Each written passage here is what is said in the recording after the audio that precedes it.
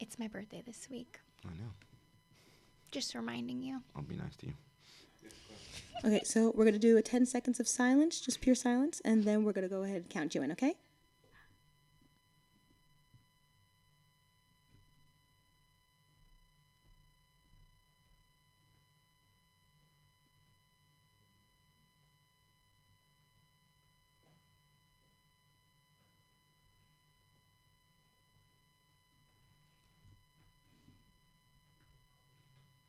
Emergency exits.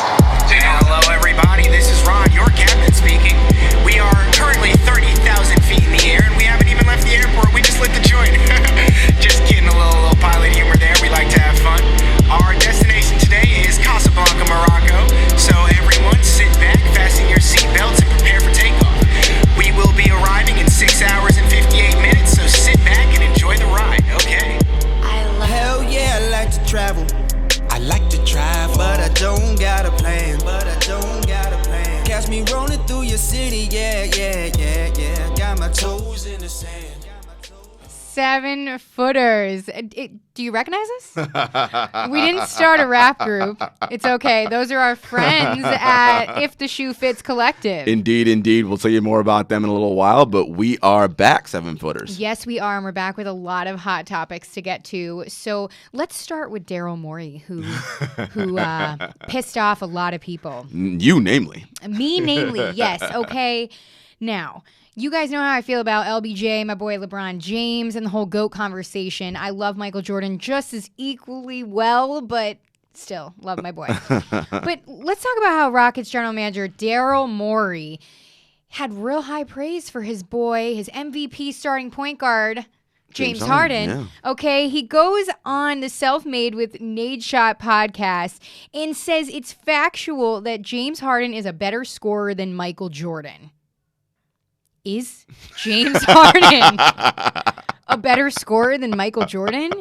Is this... You're looking at me with a straight face like, come on, are we serious, fam? Well, I'm waiting for you to pop off because, I mean, I get it. James Harden, 7-time NBA All-Star, we get it. But Michael Jordan. A better scorer than Michael Jordan. So it's interesting, right? So, and I think Daryl clarified the comments a little further down in the piece where he was like, look, I understand the counter argument that if Michael Jordan plays in today's game, like he obviously scores more points, but historically speaking, when you're talking about scoring, and you know how Daryl's an analytical and a numbers guy, right? Yes. And so his argument in the way in which he framed it is factually correct based on the numbers, right? Of course. Because the numbers actually say that, yes, if you count offense as just giving the ball to a person and then having them score points, yes, James Harden per possession is a better scorer than Michael Jordan. Mm-hmm. However, it's more nuanced than that. And Daryl knows that. And look, Daryl's also smarter than I think people want to give him credit for. He loves playing games in the media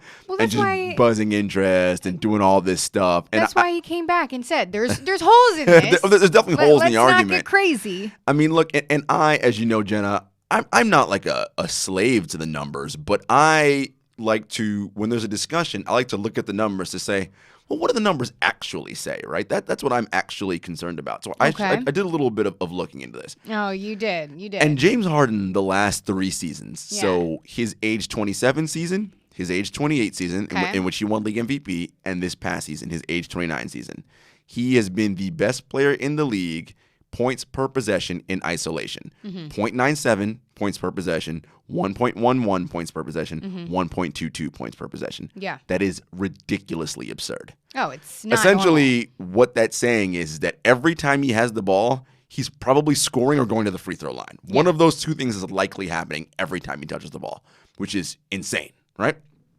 Okay. But we need to take a step back and look at this a little bit more in detail, right? This is the part of the argument that I really tune into. You're comparing eras, which of course we know is often a fool's errand, I hate right? that. But this is what we do. This is basketball. Hey, It is. It's what we do. in the era in which Michael Jordan played his prime basketball, and I went on Basketball Reference, you know, our favorite site to look at stats. Yes. So his age 27 season, his age 28 season, and his age 29 season, which were, by the way, 90-91, 91-92, and 92-93. When I was born. Oh, my Lord. 92, baby. Jesus Christ. I'm born in the prime Jordan years. So in that time period in the NBA, the pace of play was much slower than it is now. Higher pace of play means more possessions. More possessions means what? More scoring. Yeah. Right? Okay, so that's one. Number two, and this is a bone of contention for a lot of people who argue they played tougher basketball in the 80s and 90s and the 2000s, blah, blah, blah, blah, and all that like back and forth we get from the old heads versus the young guys. Yeah. I mean, technically, I am quote-unquote an old head, but here is what I would say about that.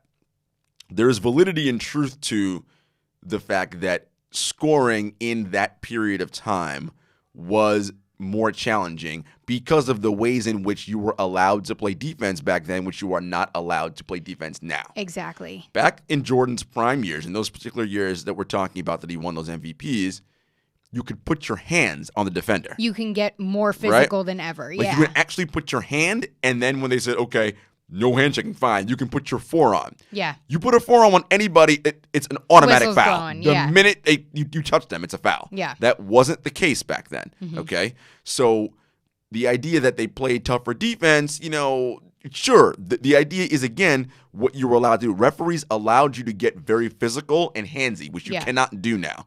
Okay, number one. Number two, the illegal defenses, zones, and all that, right? Very different. Plus, again, pace of play lower, right? Which means fewer offensive possessions, which means less opportunities to score. Exactly. However, I did some math, and I was looking, and I said, how do we parse this out? What does this actually look like? So I compared Michael Jordan's age 27 season, his age 28 season, and his age 29 season to James Harden's age 27, age 28, age 29, right? That's all we have to go on. All right. And I looked at strictly the advanced stats. I didn't look at points per game and all that because I think this tells us a better picture. Yeah. So the age 27 season, 1991, Jordan won MVP that year, I believe, in 1991. They both played, Harden played 81 games, Jordan played 82 games that year. PER, which is a measure of player efficiency rating, right? In terms of how efficient they are with the basketball in their hands. At league average, PER is 15, okay? Harden was a 27.4 that year. So he's almost twice as better as league average, right? Quite astounding. Michael Jordan, his age 27 season, was a 31.6 PER. Led the league, by the way. The best in the league, by far. True shooting that year. Harden, 61%. Jordan, 60%. So Harden, a better true shooter. Okay. Effective field goal percentage. No, we're not looking at that. No, wrong. Offensive win shares. Harden, 11.5. And offensive win shares is the amount of wins contributed to a player's offense. 11.5 for Harden, 14.9 for Jordan. Win shares per 48, 0.245 for Harden, 0.321 for Jordan. Value over replacement player. A 9 for Harden, a 9.8 for Jordan. So what we're basically seeing is they're essentially neck and neck, right? Yeah. The only thing that has Jordan tilted in his favor is the PER, which is a full 4 points better than Harden in PER. But they're essentially identical, right? And so what we're basically saying is in an era now where there are more possessions, so not necessarily easier to score, but more opportunities to score, he's essentially putting up a prime Michael Jordan season. Okay. That's pretty good. Age 28 season, which was last year, Harden's MVP season, 91-92 for Jordan. Harden played 72 games, Jordan played 80 games. True shooting, this is where it jumps. Harden was 61% that year, Jordan 57%. PER, Harden 29.8, Jordan 27.7. So Harden clearly better in that MVP season. Offensive win shares, Harden 11.6, Jordan 12.1. So not as good a shooter, not as good efficiency-wise, but still more on the offensive win shares. Win shares per 48, 2.289 for Harden, 0.274 for Jordan. Value over replacement player. So if you substitute them with a league average player, how much better is it to have James Harden or Michael Jordan? 8.3 for both of them, even. They are both 8 wins better than a league average player in their age 28 season. Here's where it gets even more interesting. Their age 29 season, the last one. So this most recent season for Harden that he just completed, and Jordan's 92-93 season, his last season before he retired to go play baseball. Harden's PER, 30.6. Jordan, 29.7. True shooting. Harden 61%, Jordan 56%. So we see clearly getting better, right? Mm-hmm. Offensive win shares. Again, this is what's interesting. 11.4 for Harden, 12 points for Jordan. Value over replacement player. 9.9 for Harden and 8.9 for Jordan. Okay? Ooh. So that's where we see a full shift and Yeah. change at their age 29 season. Now, that probably led to Jordan retiring, going to play baseball, coming back, the whole nine. Yeah. All of that to say, James Harden, in an era where he has more offensive possessions, and mind you, his usage rate also is higher than Jordan in every one of those years. 34%, 36%, 40%. Yeah. He beats Jordan in usage every single one of those years. With all that said, and the more possessions, he essentially is able to put up Michael Jordan numbers. So what we're actually saying is Michael Jordan is an incredibly amazing basketball player because with less possessions, it's harder to score with the way in which you're allowed to play defense. He essentially puts up the same offensive value as James Harden in an era where he has the ball in his hands all the time with more possessions to score. Well, what I take away from that argument, which incredible job saying all of it and crunching the numbers, for real, like real good job. What I get from that is they're neck and neck, yes, and on paper, Harden can be seen as better, but I think it just fuels the GOAT argument for Michael Jordan 10 times over because we're talking about these main factors that play into it, which make Michael Jordan better. Exactly right. Which means the less possessions, less Exactly. opportunity to score, more Exactly. physicality in the defense. Exactly. So we're Exactly. fueling Michael Jordan's argument. Exactly. And we're also saying that James Harden is Yes. the near Michael Jordan of Right. this era in the in terms age. of offensive efficiency and Yeah. scoring. And I've said this on this podcast before. James Harden, when it's all said and done, might be one of the 5 greatest offensive players this league's ever seen. No doubt about it. Like, he's that good No offensively. doubt about it. But to come out, what I'm saying is just to come out with a statement like that. Right. Wow. And when you just broke it down for me perfectly, Right. that I can use that in Jordan's favor. So thank you for You're helping welcome. me. You're welcome. Look, it's this. all this is saying that James Harden's an incredible player. Yeah, and Obviously, and incredible. And Daryl Morey, I mean, kudos to him though for giving that argument and putting it forth because Right. that shows that organization backs James Exactly. Harden through and through. And also what you're seeing is, too, and one of the numbers, again, are going to favor Harden from an advanced analytical standpoint. The advanced analytics put a premium on shooting threes. You got to also remember, Harden shoots on average 9-10 threes a game, probably more. I didn't look at the number of threes. I mean, Jordan's high during that period we just looked at was 3.5 a game. Yeah. I mean, so on the sheer volume of threes alone, that's going to raise the true shooting percentage up, right? Just because of the nature of, and 3 points being worth more than 2, right? But again, all that being said, in a time when Jordan and shooting threes wasn't a thing, he essentially puts up Harden numbers without threes, right?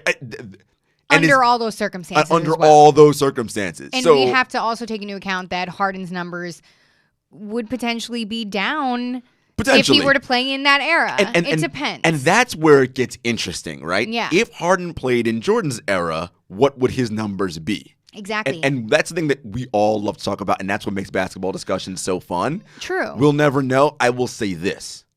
I mean, Harden's not a small man. I mean, he's a thick dude. Like, he's 6'5", yeah. and I mean, that chest. He's not a Steph Curry. No, build. he's a thick barrel-chested. dude. Like, Yeah. let's put it like this. Harden can hoop. That man would find a way to score points in any era of basketball. True. Yeah. True. He's a baller. I mean, that's part of why what you explained, I love and hate the comparison of era conversation and the Right. GOAT conversation because truly, if you think about it in plain and simple terms, you cannot have that argument. Yeah, Or you can't. It's just it's apples and oranges. It's just Exactly. You just all we can can't. do is look at the numbers and in our brain sort of think about what Yeah. would it be and what would this look And like. I feel like it's mostly a fan conversation. Of course, right? of course, and fans love to get into it. But look, guys, Exactly. if you want to go to your next cocktail party and talk about is James Harden a better scorer than Michael Jordan? Listen, there's some exciting things there, and you could make There that is. argument. Yeah. All right, I point out to you how you can make that argument that on a per possession basis, yes. Honestly, Right? I mean, I advise any of you going to make that argument to bring Jarod with you because you just fueled both sides. Just look at Perfectly. look at the numbers. Just look at the numbers, and I'll tell you. But again,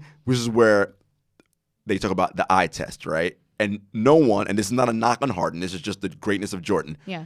in a vacuum, no one's picking James Harden over Michael Jordan. Nobody. That's just not a thing. No. It's not. No one. You're just not going to. You're just not. Because right now, like we just even said, we're going off of offensive numbers. Right. I mean, Daryl Morey even put it in an right. offensive picture. Exactly. So we can't do that. Exactly. But fun argument to have. Definitely. I actually did enjoy that a lot. Now we need to move on to something that I didn't enjoy at all. I was torn up about it. Boogie Cousins tore his left ACL. And it's just devastating for the dude. I mean, we all know as fans of the NBA, as fans of Boogie Cousins, he just came off of a left Achilles injury. And a quad, left quad too. And a quad too. So this is the third leg injury that he suffered in, a year and a half. Yeah. It's so devastating. He was hooping in Vegas, apparently banged knees with another player, went down, and they confirmed it soon after. There's no timeline for surgery. We don't know exactly how long he's out, what's going on, but we do know that there's one big question that surrounds Boogie Cousins and the Lakers. Who are they going to replace him with? Yeah. So, well, first of all, obviously, this is devastating for Boogie. Devastating. I mean, two of the most feared injuries in the NBA, and this man suffers both of them within a year and a half span. On 1 year contracts. Again, we talk about this all the time, and Cuz gets a bad rap a lot. And look, some of it is on him and sort of how he, is sort of truculent with the media and that sort of thing. But again, at its core, I think Cuz is a good guy.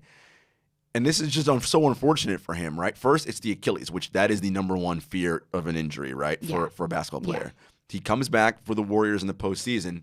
That same left side, the quad goes down, right? And everyone tells you that that's sort of the chain reaction of that, right? The Achilles isn't fully healed and you're not fully ready. The quad's the next thing to go, right? And then it's the ACL on that same leg, right? Yep. Look, Boogie was never an above-the-rim explosive guy, but he is a large human being. Like, I don't know how to express to people, like, how big that man is. He's going to take you in the paint. He's going to bang you up. He is massive, and for someone of his size, body frame, and weight to have those kinds of leg injuries, look, we have seen the best of Boogie Cousins. In his 9 NBA seasons, yeah. And actually, I'm going to actually rephrase that. We have seen the best that we're going to see. We have not seen what he would be at his full potential. Exactly. Because I don't think he ever got there yet. And the injuries are going to assure that we never see that. This is a guy who, could literally do it all NBA type center. And now he's going to have to reshape and rethink what his game's going to be. Again, as I said, he was never an above-the-rim guy, but when big men who are, especially as heavy as he is, not heavy like fat, but heavy muscular, he's 280. Like he's a center. He's a big He's guy. a big guy. That's a lot of weight to carry around on one bad wheel, right? Absolutely. Which is essentially what's going on with that one leg. So he's going to have to reshape and reframe how he plays his game.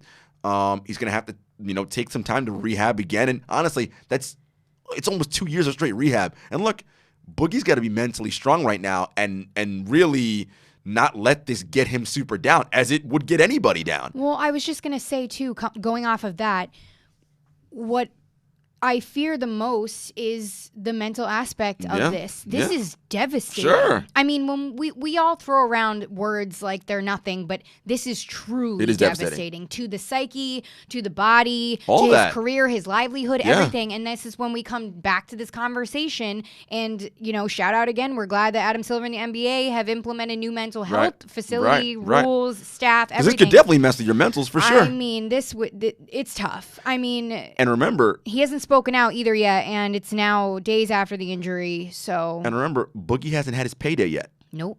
He hasn't. $3.5 million for the Lakers, 1 year contract. No payday. I understand again. Yes, it's millions, and it's more than 90% of the people in the world will ever make in a lifetime. But he has not, and he will not now ever sign a max contract. And no. But Boogie, pre-injury, this is a max guy, and now. That's never happening again. Hell yeah. So it's tough, man. It's really tough.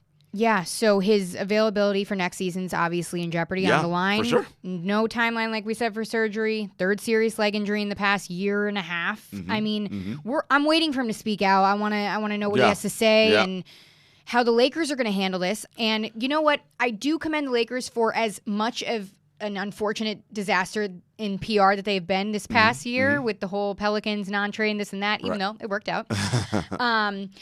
I'm glad the approach they took with this. They're not jumping on things. They're not throwing Boogie in the trash. Like, they're taking it slow, and they're not even trying to max out their guys like they have now. JaVale McGee, Anthony Davis. They're not going to max these minutes. They're not going to gas these guys out. I think they're taking a slow and good approach to it. Yep. And speaking of the approach, now we hear from Shams that they're reportedly interested in signing Dwight Howard, but they're also apparently interested in Joakim Noah. But it gets a little messy because we don't have both guys free just yet. Yeah, they're working on getting them out of their current situations. Noah had some decent run with Memphis last year. Dwight's an interesting one. Dwight gets such a bad rap, and so much of that is based off the whole Kobe thing, and Kobe saying Dwight was soft and all that nonsense when he was a Laker, and you know how that is. Like, Kobe says something, and all the Kobe fans are like, see, he's right. They squashed that. It's done. The reality of it is that Dwight is a lot better than everybody remembers, but, he's become a punching bag, and part of it is his own fault and some things that he's done. But if it were me, Dwight's the guy that I would pick over Noah. And once Dwight understands what the role is, Dwight, we need you to rim protect, rebound, play D, and you need to understand you are the 9 millionth option on offense. Like literally the 9 millionth option. You're getting no low post touches. We're not giving you the ball. None of that. You're right. You are right. A ball rolls off the rim. You hope to clean it up and dunk it in. That's going to be your offense. We are not giving you the ball. Well, that's the thing. Being Dwight Howard, if the Lakers sign him, like you said, I think it's truly crucial for him to understand that role because after things went south, what was it, 2012, 2013 with Kobe and Steve Nash, things went really downhill for him. Yeah. And I saw his recent interview on Fair Game, and it sounds like he has that kind of head on his shoulders, though, right now. So I really hope that rides into the Lakers if he goes back. Well, he also recognizes basketball mortality, right? And I think, look, there's nothing more sobering than realizing, hey, man, I could be out of this league before I know it. And I have a chance to rehab my image, potentially win a ring with this Lakers team. Yeah. I will do whatever is necessary to do that, whatever that means. The ego's got to be gone at this point. Exactly. Right? You are no longer that guy, but you can still be valuable and helpful on a basketball team if you understand what your role is. And it's these kind of situations that really propel a bounce back for a player. Yeah, we wouldn't be thinking about Dwight Howard now unless we heard that report and Boogie Cousins didn't go down. Exactly. You know what I mean? Exactly. And it's understanding your role. Like Melo in Houston, that could have been a resurgence for him in some ways, but that's a whole other conversation. Yep. But we're still waiting for the Grizzlies to buy him out yet. So yeah, we'll see where it goes. We'll have to see what the Lakers do with this, but it's going to be a really interesting move because they cannot be putting that pressure on Anthony Davis like that. To play the 5, no, and Davis doesn't want to play the 5, right? No, But look, he may have to sometimes just because of the nature of what this roster sometimes, is. Yeah, you know? For sure. Maybe, I don't know what the cap numbers are because I didn't look at that. Maybe there's a way they can bring them both in on a veteran minimum. I don't know because the Lakers might be fully cap strapped at this point. I'd have to check to see where they're at. Yeah. But we'll see. Hey, I mean, they built up that roster from having like 2 players. So kudos to them. Let's move right into this B block now because we have some interesting adjustments happening within the league now to times, to doubleheaders, everything in an effort to present national television games to the largest audience that they can. We have a different schedule going on this season. This season, 12 of TNT's 31 doubleheaders and 22 of ESPN's 36 doubleheaders will tip off at 7:30 and 10 p.m.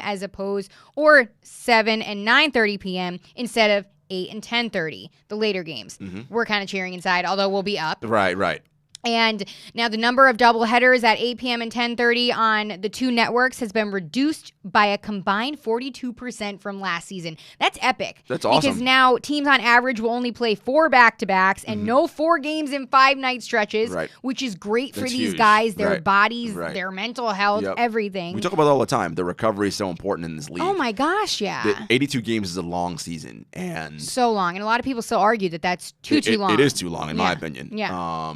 And the idea of having the average being only 4 back-to-backs, that's huge. Nobody playing 4 games in 5 nights, no team for the 3rd straight year, that's also huge. Because that used to be the norm in the NBA. 4 games in 5 nights happened all the time. That's insane. That's a lot of games. A lot of travel. It's a lot of travel. A lot of time away from their wives. A lot of wear and tear on that body, man. Maybe Tristan would still be with Chloe. What? Hey. I mean, Just saying.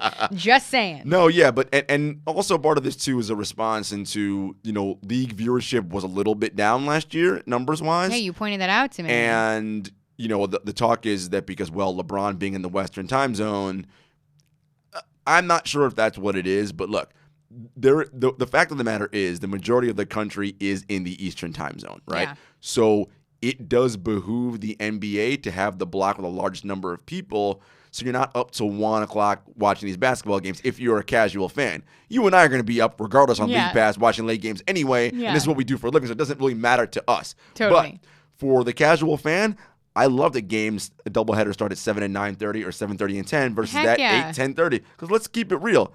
8, 10:30, that 10:30 game really didn't start till 10:45, right? Which means you're not going to bed till 2 o'clock. Like that's, and if you got work the next morning, that's a lot. I've spent a lot of money on Starbucks, and I'm really happy that maybe my bank account will be a little higher. That's all I'm saying. So, in the spirit of the NBA schedule coming out, Jarod and I have picked our 5 matchups that we're most excited about, that we're looking forward to, and we're going to tell you guys why. Yeah, and so keep in mind, guys, there are a gazillion games. Yeah. Each team plays 82 games, so, we Wish I could have picked more. I mean, right. We picked 5 that we're most looking forward to. We give our reasons why, and it'll be interesting. Jenna, why don't you lead us off? Okay.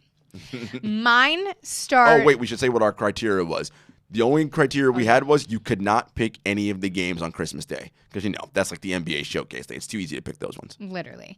So my first game will start on opening night, October 22nd.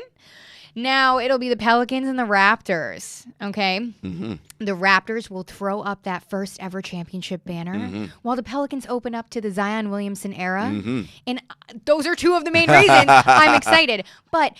I mean, let's be serious. Zion Williamson is the most obviously famed pick in the draft. Number 1, just signed a major shoe deal with Jordan. Yep. And the guy's got a personality. He does. Jenna represented the 7-footers at the NBA rookie photo shoot. Yes.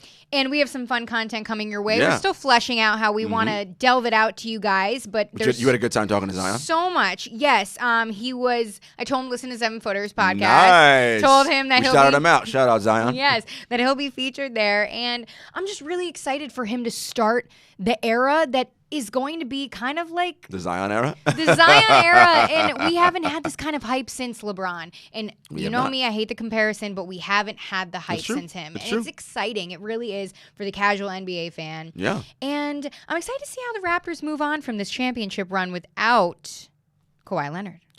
So, and that Pelicans roster is exciting. Here's the question. We've either been doing this podcast for too long, or you hacked into my computer and you stole my notes about one of the games that I picked. But that is also one of my picks that I did. Opening night, Pelicans and Raptors. For the same reasons that you just mentioned. Looks like we know what we're doing October 22nd. Yes. Maybe we should go to Toronto for that game. I'd love to. Raising the banner, all that, the rings. The other part is, from the Raptors standpoint, what are they going to be this season? Is Pascal Siakam happy with his title being the toast of like hipster NBA Twitter, right? No, I'm serious, right? Because Pascal was the toast of hipster NBA Twitter this season. For sure. And well-deserved. No shade whatsoever. Yeah, but he balled out. Were you in the lab this summer working on your game? There's going to be a lot of pressure on the Raptors. And OG Anunoby, are you ready to step back in and show that, hey, I can be a part of the building block with Pascal to continue what we did last year and winning a title? So I'm very curious to see what that Raptors team looks like. Also, speaking of the pressure being on the Raptors, the real pressure, I feel like, is on Kyle Lowry. Now he is the solo leader of the Raptors. Though I think Kyle's going to be trade bait, though, is what I'm thinking. Oh, of course. But starting off opening night, the game that we picked, he will be the solo leader without, DeMar, without Kawhi. So there's no crutch for him. Not that I'm saying he leaned on anyone. Right. But now the spotlight's on him. He's the last remaining veteran Raptor from the beginning. The beginning. Yeah. Yes. Okay. Your game, too. I mean, We're going to have the same one. What? Opening night again. Oh, no, I didn't pick that one. Oh. I didn't pick that one. Because this is the predictable one to pick. Yeah, of course. Opening night, couldn't shy away from it. Staples Center. The LA rivalry's back. The Lakers and the Clippers. We have the Kawhi PG-led Clippers. Well, PJ may not be back for that game. Maybe not, but it'll still be his first game as, a Clipper. Right. And I'm most excited to see Kawhi Leonard get out there, okay? What it do, baby? Against the LBJ-led Lakers, Anthony Davis, Kyle Kuzma, that whole roster makeup.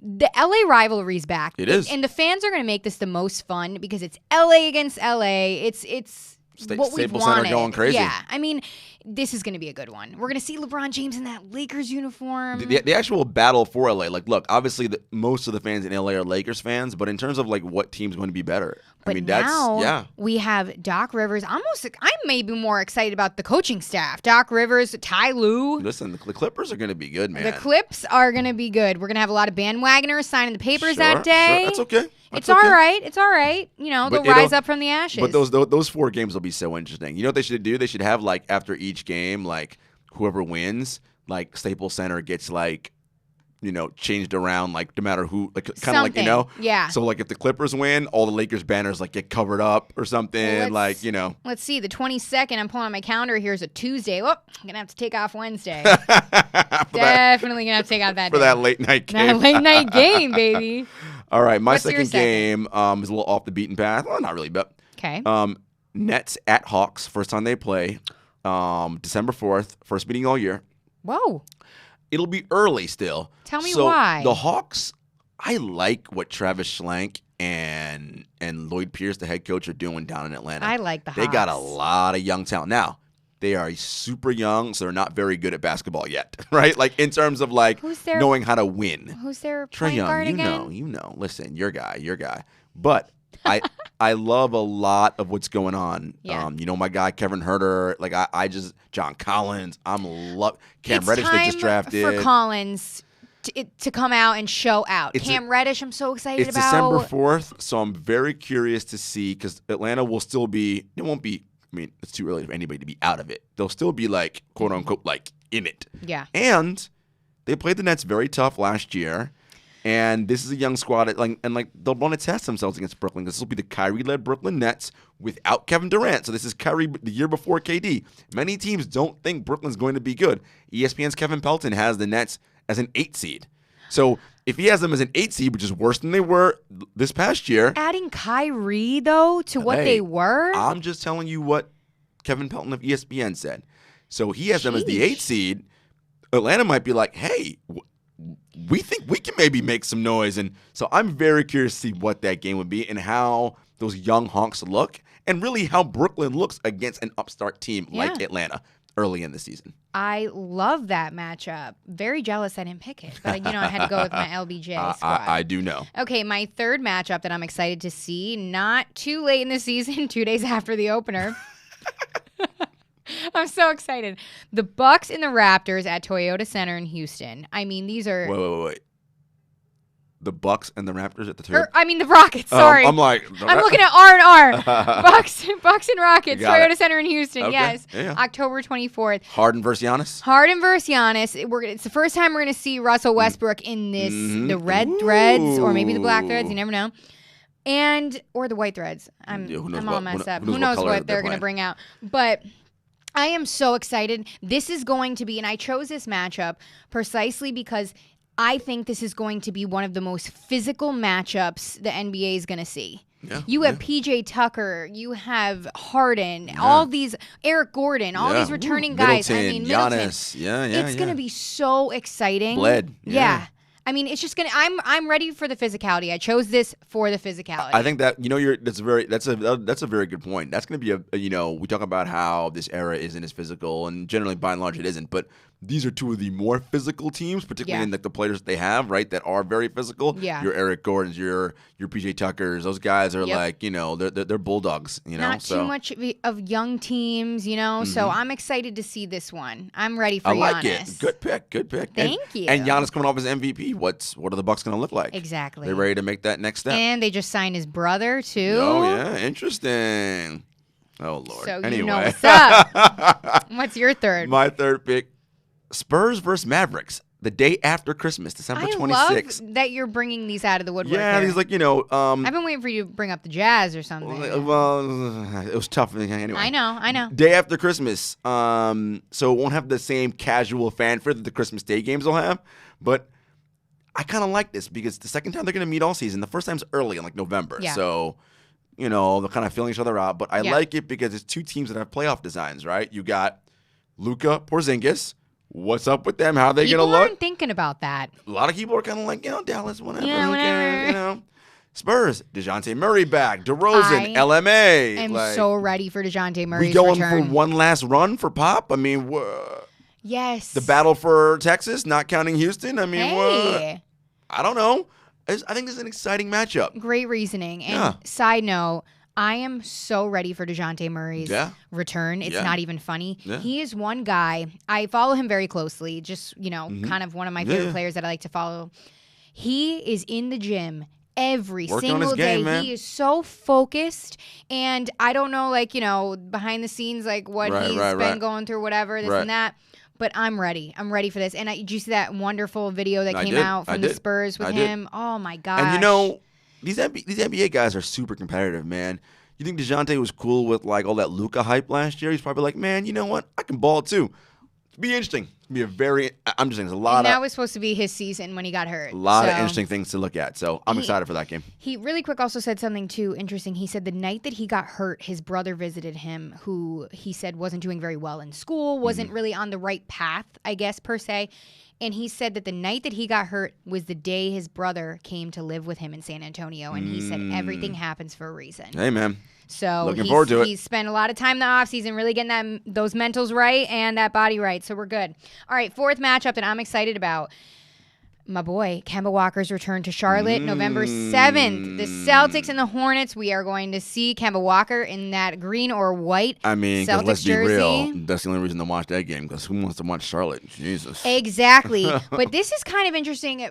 I chose this strictly for Kemba's return because that trade came out of nowhere, in my opinion. I did not expect him to leave. He was so dedicated to Charlotte. And not that he wasn't because he left, but things happened. Once it came out that they weren't going to give him the full max, he was like, well, you know what? How many years did he put in there? Come on. He deserved that max. What I'm curious to see is what this Boston Celtics team actually looks like with Kemba. I think it's going to be the right fit.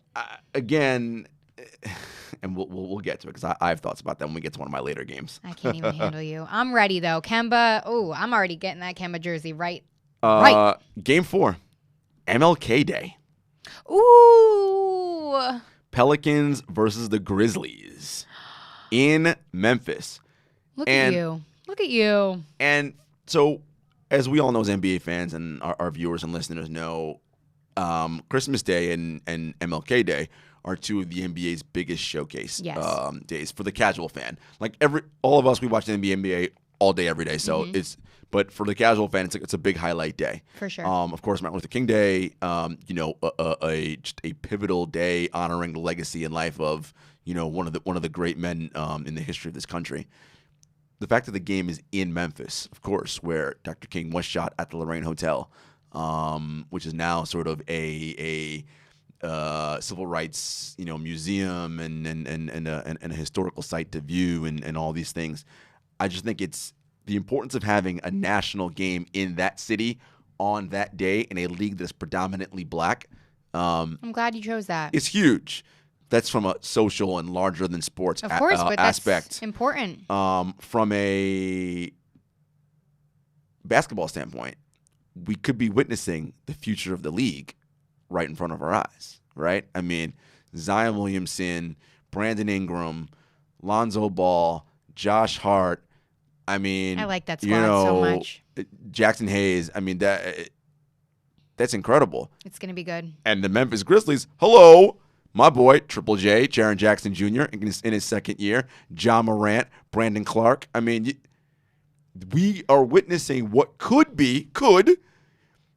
in the next 3 years, this could be a huge playoff rivalry. Exactly. Memphis versus New Orleans. Exactly. Again, all things being equal, the players stay, their franchises are run well, all that.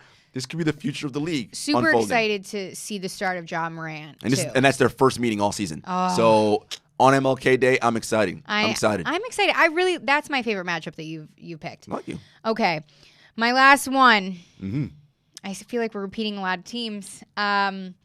Lakers and Pelicans, November 27th in New Orleans. Okay. I mean, I think everybody and their mother is waiting for LeBron James and Zion Williamson to meet face to face and just see how this matchup goes. I want to see Zion covering LBJ.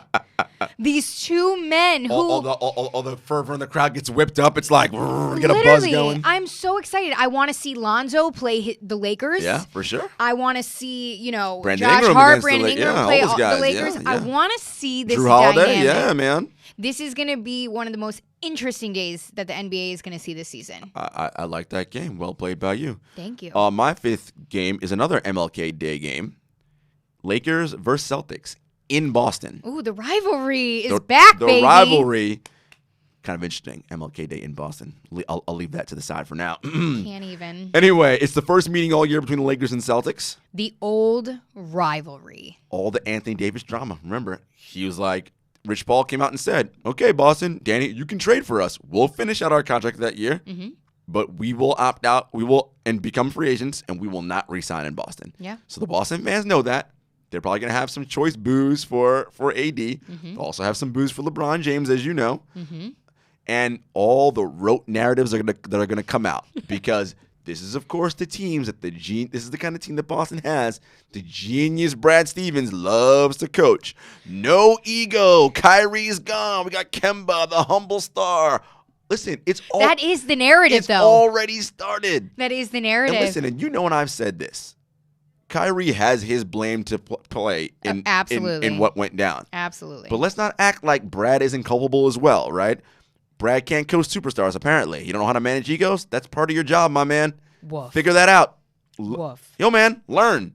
So I'm very curious to see how this perfect team for Brad does against the Lakers. And all the rote narratives, this is the time where I love to look at narratives and just be like, oh, I can't wait. You're going to thrive this day. This is going to be great, and I'm really excited back to the Celtics to see how this dynamic is going to work. Yeah. I need Jason Tatum to step up. I need Jaylen Brown to do something else. I need Marcus Smart to be out there. So part of the problem was last year, the talk was, well, the problem with Kyrie's a ball-dominant guard, blah, blah, blah. I didn't really play. Well, what is Kemba Walker if not a ball-dominant guard? A humble, baby-faced human being. Okay. Right. I'm humble just superstar. Going with the narrative. Humble superstar. And to be fair, I'm not saying Kemba isn't humble. That's not what I'm saying. I'm just saying I just love how we love to paint these narratives out here. You have to admit, though, just from the slideshows of photos that have come out from Team USA. All the propaganda video. Kemba Walker. Signing autographs. He's so good. Kemba Walker does not stop smiling. Oh, listen. I'm not joking. I think the man goes to bed smiling and wakes up in the same position. All the propaganda of his face. videos. Yeah, we'll see what happens when the Celtics lose 3 out of 4 games in the middle of January. Okay. All right. Okay. Anyway. Well, here we go. Alrighty. Let's move on to some news and notes for you guys who haven't caught up on the hot topics or the not as hot topics. Joseph Tsai becomes the sole owner of the Brooklyn Nets. Okay. Yeah. He bought out the remaining 51% of the Nets, and he already, $2.35 billion. He's on the hook total for $3.2 billion in his, because the first stake he bought, the 49% he bought was 1.2 and then 1.1 and then 2.2. Now to take the debt, which was that was most of that, and to actually own the Barclays Center building outright. Highest price ever paid for an NBA team. Yes, Joseph Tsai, the chairman and founder of Alibaba, of course, as people know, which is basically Amazon in China, but way bigger than Amazon. So think about that. He's a billionaire, so he can afford it. Very rich man. Wealthy, not rich. Rich is something you can lose in like a weekend with a coke habit and strippers in Vegas. Wealthy is like, Wow. I don't disagree. I've just never really heard it broken down like that. So that was good. Yeah, listen. But no, this is a big deal for the Nets. Yeah. New ownership. As a team that I cover, I'm very curious to see what that means going forward. Obviously, he has deep ties in the Asian market. What that means in terms of players, Kevin Durant and Kyrie Irving, and their viability in the Asian market. They're already well-known superstars over there. Is this additional revenue opportunities for the Nets, which I'm sure it is. He's a smart man. I'm very curious to see how this all goes and how he continues to run this franchise and give GM Sean Marks the birth and space to create a championship organization. And that's what I think they're going to do. It's going to be also, side note, very interesting for the Nets from a reporter standpoint, which I'm kind of saying this to you. New ownership, new superstars. That locker room is going to be a lot more crowded. Yeah, it's going to be a little different. It's going to be a little different. And I'm looking forward to it, especially, too, with what we're looking at in terms of the dynamic. Because remember, this is Kyrie as the de facto leader keeping the seat warm until KD gets back, right? Because KD's out this whole year more than likely. Yeah. I do like this fit so much better for Kyrie, though. I do. I think Kenny's going to be a better coach for him in terms of, when Kyrie has his issues. I think Kenny will not back down. I think, again, we talked about this. Brad is by nature non-confrontational. Kenny has no problem being confrontational. So I think that will work. And Kyrie's already been out and about in L.A. with Karis LeVert and some of the guys. And the guys and again, for the Nets, this is Karis LeVert, Spencer Dinwiddie, LeVert especially, Rodions Kurucs, Jarrett Allen. What kind of leap and jump can those guys make this year? Particularly Karis. Karis is my guy. I really want to see him make that next leap up and step forward, which I believe he can. Because if he does that, I mean, listen, that's a better than a number 8 seed, which is what, again, shouts to ESPN's Kevin Pelton for having them as an 8 seed. The machine. He knows his numbers and knows what he's doing. So I disagree respectfully, but we shall see. Same. Let's shift to the West Coast really quick to announce that the Clippers and Patrick Patterson agreed to a 1-year contract worth slightly more than $2.3 million, and the deal is worth a veteran minimum given his experience and all that. It's his 10th NBA season. Let's see. He just secured a buyout from his contract with OKC. So.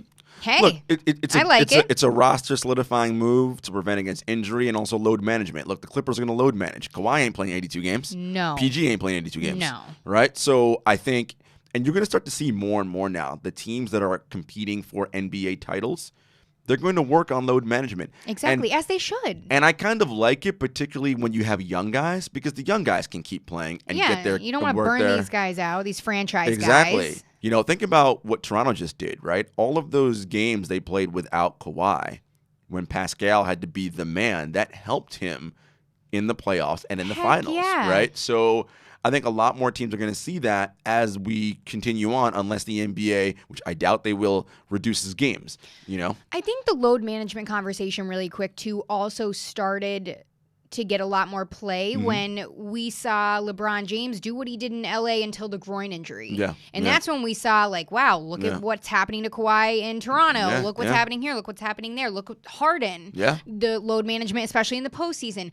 It's a real conversation now, and I'm glad because these franchise guys are just getting wrecked for one season of hard play. And honestly, at this stage, if I'm Harden, even with, I get it, you have a new teammate in Russ, you're trying to integrate, but listen, man, you guys got to figure out how to load manage. We'll see what D'Antoni can do. Going nuts out for that number 1 seed, we see it happens every year now. Granted, some of that whole Harden performance poorly in the playoffs is a bit overstated, but listen, the dude is definitely tired, and you can see the usage rate is high, the minutes are high, and it's a thing. So we'll see what happens. It is a thing. And we have some announcements to make, so I'm going to toss it to you. Yeah, some great announcements. So obviously you heard the great intro music to start the pod. That is from a hip-hop collective called It's the Shoe Fits, as Jenna mentioned, If the Shoe Fits Collective. They are a hip-hop collective out of Baldwin, New York, some really talented young people. Yeah. Their tagline is a different kind of ordinary. You can find info about the group on upcoming shows and their new music on Facebook, Twitter, Instagram, and SoundCloud. If the Shoe Fits Collective, and I will highlight that in the show notes. The other big thing is the 7-footers are now a part of the CLNS Media Network. So shouts to us. Yeah. We're super happy. Shouts to the guys that run CLNS up in Boston, Nick, Tommy, and John. Yep. You're going to find the 7-footers podcast on that platform, CLNS Media. They really house together a lot of great audio and video content on the web, and we're super pumped to be a part of that family. Absolutely. It's the home of the Basketball Breakdown podcast with Coach Nick, so if you've ever checked that out, it's a great pod. The Cedric Maxwell podcast with my guy Joe Sway, and Celtics legend Cedric Cornbread Maxwell. Really, really fun podcast you guys should check out. And the Down to Dunk podcast, which is the OKC podcast, which I've been listening to since its inception. So we're super, super happy to be teammates with those guys and just being, again, part of the CLNS Media family. You can find them at clnsmedia.com and on all social media platforms.